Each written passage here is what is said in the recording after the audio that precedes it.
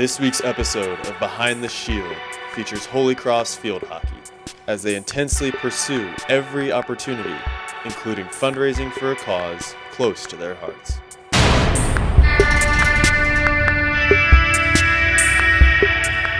24 hours of being on campus, as soon as I was hired and I met the team, I was like, wow, this is a very respectful and receptive group of young women. I feel very lucky that this is who I'm going to be working with. I think the biggest thing about Coach Jackson, and I think all of her players will say this, is that she is one of the best people that any of us have ever met.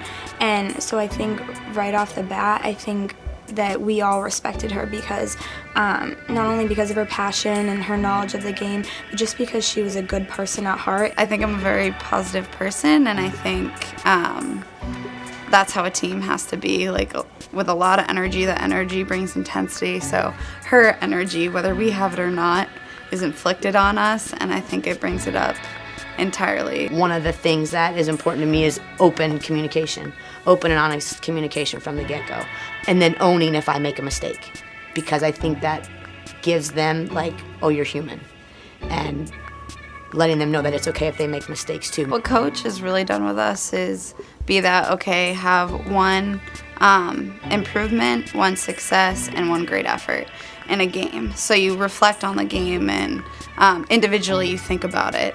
And then you can take that into the next practice. And then hopefully as we go on throughout the week before the next game, okay, you're ready to take on the next game. As the years go by, you start your chances to play and to perform sort of decrease in number, obviously. And so for us this year, we just suffered a loss on Sunday, and that's hard because, now we only have like 16 more opportunities, and for me and for the other seniors, I think it's just hard sort of missing one of those opportunities. We have to approach a win and a loss in the same way. We have to be able to say, okay, what did we do well? What can we do better? Whether we won or whether we lost. And I think some of the biggest things we can take away from a loss is what didn't we do? What was the difference in your preparation? What was the difference in your mental state? Because that's it. Because we know the physical skills are there and we know the mental capability is there, but you just didn't bring it that day. So how do you create that every day? That's hard. How do you recreate your best every day? I love being able to, after a game, fully run. When you run and you're so excited and you've joined with the rest of your team. That's definitely my favorite part of winning. That immediate after the game when you're like, heck yeah, we just beat them, and everyone's together. And whether you jump on the goalie, whether you're high-fiving your teammates, hugging, that's definitely my favorite part.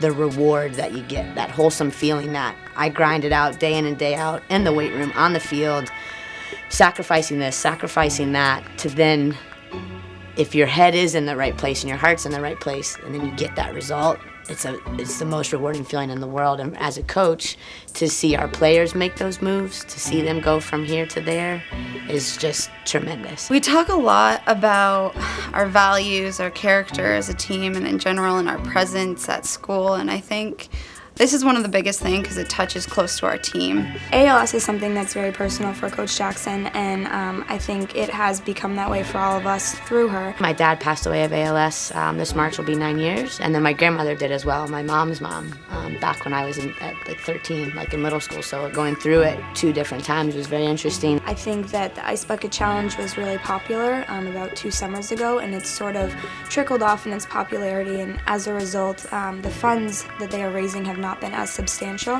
So I think for us, a big point in this is just trying to continue to raise that awareness. A lot of teams do awareness games, and I think sometimes the meaning gets lost in it. So the part I think is really cool about this is obviously there's meaning to this.